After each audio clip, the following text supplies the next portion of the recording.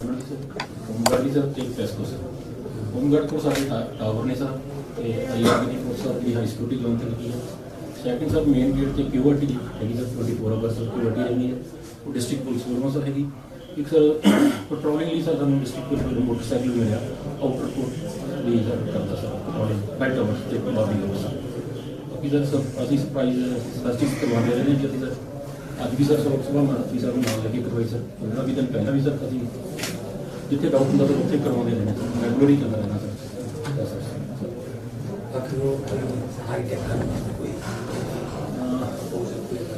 sir पता नहीं CCTV चाहिए सर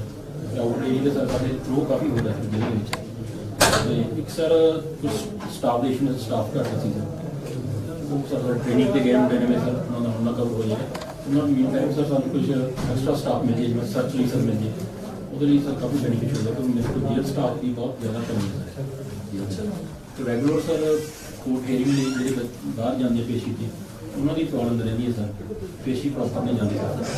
बेसिकली अभी ज़्यादा करने की कोशिश करते हैं और इशू सर रहता कोर्टा का रूटीन सर इशू का मेडिकल का सर मेडिकल ऑफिसर सर मेरे को एक ही है सर भाई डॉक्टर की पोस्टा सर 2 चाहिए हैं सर लैब अटेंडेंट सर पक्का मिल जाए सर वैसे सर भी टेस्ट प्रॉपर हो जाए सर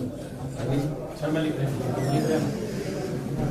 सर कि जेल सर आउटर वॉल है सर कैंपस की सर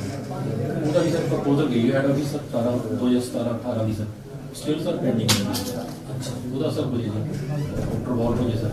ਕਿ ਜੇਲ੍ਹ ਦੇ ਕੈਂਪਸ ਦੇ ਸਰ ਦੇਖਿਆ ਕੀਤਾ ਕੀ ਨਹੀਂ ਸਰ ਉਹਦਾ ਮੈਂ ਤਾਂ ਸਾਡੀ ਓਪਨ ਜਿਹੀ ਲੈਂਡੀ ਸਰ ਪਰ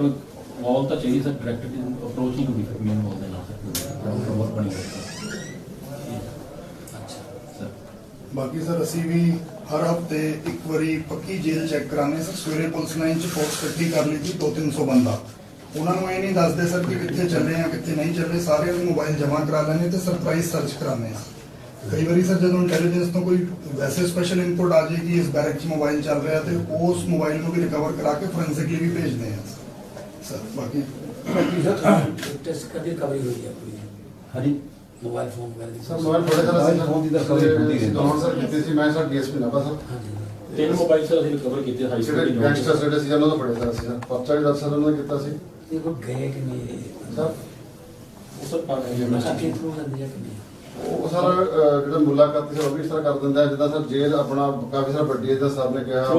ਥਰੋ ਸਰ ਆਪਣਾ ਉਹ ਸੀ ਰਾਤ ਨੂੰ ਸਰ ਡਿਊਟੀ ਕਰਕੇ ਕਿਉਂ ਸਰ ਲਾਈ ਗਿਆ ਸੀ ਸਰ ਹੁਕਮ ਦਾ ਸਰ ਅਸੀਂ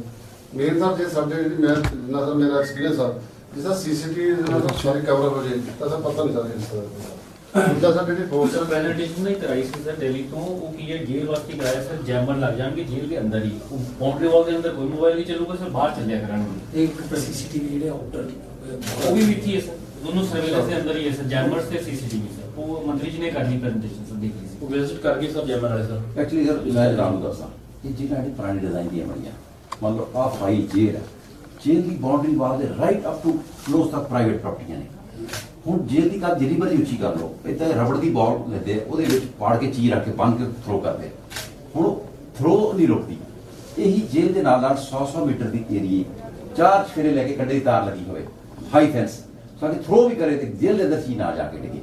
ਇਹ ਸਾਰੀ ਜੇਲ੍ਹਾਂ ਦੀ ਪ੍ਰੋਬਲਮ ਪਟਿਆਲਾ ਜੇਲ੍ਹ ਹੈ ਉਹਦੇ ਨਾਲ ਪੁਲਕੀਆਂ ਐਨਕਲੇਵ ਹੈ ਜਿੰਨੇ ਮਰਜ਼ੀ CCTV ਕੈਮਰੇ ਲਾ ਲਓ ਹੁਣ ਲੋਕਾਂ ਦੀ ਰੈਜ਼ੀਡੈਂਸ਼ੀਅਲ ਡਾਰ ਸੜਕ ਨਾਲ ਜਿਹੜੀ ਹੈ ਕਾਰ ਰੋਕੀ ਥਰੋ ਕੀਤਾ ਭਜਾ ਕੇ ਲੈ ਹੁਣ ਥਰੋ ਐਡੀ ਵੱਡੀ ਜੇਲ੍ਹ ਹੈ ਕਿਤੇ ਨਾ ਕਿਤੇ ਜਾ ਕੇ ਥਰੋ ਦਾ ਸਮਾਨ ਡਿੱਗਦਾ ਹੁਣ ਜਦੋਂ ਖੁੱਲਾ ਟਾਈਮ ਕੈਦੀਆਂ ਨੂੰ ਛੱਡਦੇ ਆ ਮਤਲਬ ਹੁਣ ਇੰਨੀ ਫੋਰਸ ਇਹਨਾਂ ਕੋਈ ਨਹੀਂ ਹੈਗੀ ਕੱਲੇ ਕੈਦੀ ਦੇ ਕੇ ਇੱਕ ਬੰਦਾ ਲੱਗਿਆ ਇੱਕ ਅੱਧਾ ਬੰਦਾ ਕੋਈ ਸਟਾਫ ਵੀ ਛੋਟਾ ਮੋਟਾ ਰੜਿਆ ਹੁੰਦਾ ਉਹ ਬੋਲਾਂ ਚੁੱਕੇ ਨੇ ਫੜਾ ਵਿੱਚ ਮਾਰ ਜਾਂਦੇ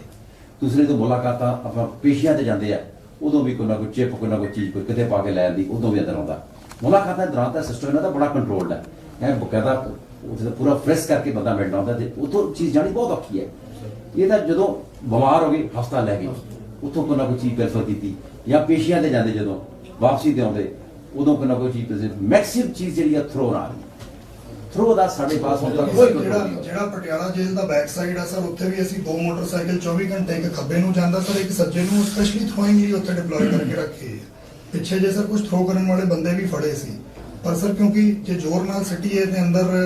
ਜਿਵੇਂ ਗੇਂਦਾਂ 'ਚ ਲੈਦਰ ਦੀ ਬੋਲਾਂ ਪਾੜ ਕੇ ਅੰਦਰੋਂ ਕੋਈ ਜਰਦੇ ਦੀ ਪੁੜੀ ਡਾਲ ਕੇ ਸਿੱਟ ਜਾਂਦੇ ਸਰ ਅਸੀਂ ਤਾਂ ਸਰਕਾਰ ਨੇ ਸਲੋਅ ਕੀਤਾ ਸਰ ਜਿਹੜੀ ਚੀਜ਼ ਜੇਲ੍ਹ ਆਏ ਕਿ ਆਪਾਂ ਵਾਲ ਉੱਚੀ ਚੁੱਕ ਦਿੱਤੀ ਜਾਵੇ ਕਦੇ ਥਰੋ ਦਾ ਬੰਦਾ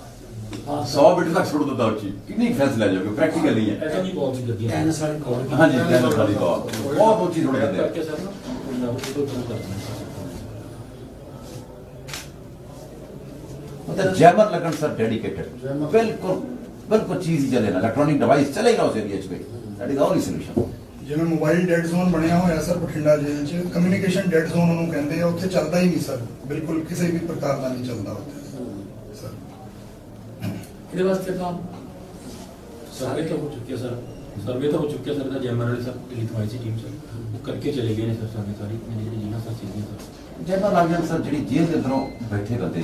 ਗੰਦ ਪਾਉਂਦੇ ਉਹ ਬੰਦ ਹੋ ਗਈ ਸਾਹਿਬ ਉਹਦਾ ਬਾਹਰ ਨਾਲ ਲਿੰਕ ਹੀ ਖਤਮ ਹੋ ਗਿਆ ਅੰਦਰ ਬੈਠੇ ਕ੍ਰਾਈਮ ਕੰਟਰੋਲ ਸਾਡਾ ਆਟੋਮੈਟਿਕਲੀ ਹੋ ਜਾਂਦਾ ਹੁਣ ਅਸੀਂ ਫੜ ਕੇ ਅੰਦਰ ਦਿੱਤਾ ਹੈ ਅੰਦਰੋਂ ਬੰਦਾ ਬਾਈ ਵਰਚੁਅਲ ਫੋਨ ਕੋਈ ਫਰੋਤੀ ਦੀ ਕਾਲ ਉਹਨਾਂ ਕੋ ਬਾਹਰ ਲਿੰਕ ਪੈਦਾ ਕਰਦਾ ਹੈ ਇਹ ਬਹੁਤ ਵੱਡੀ ਸਮੱਸਿਆ ਹੈ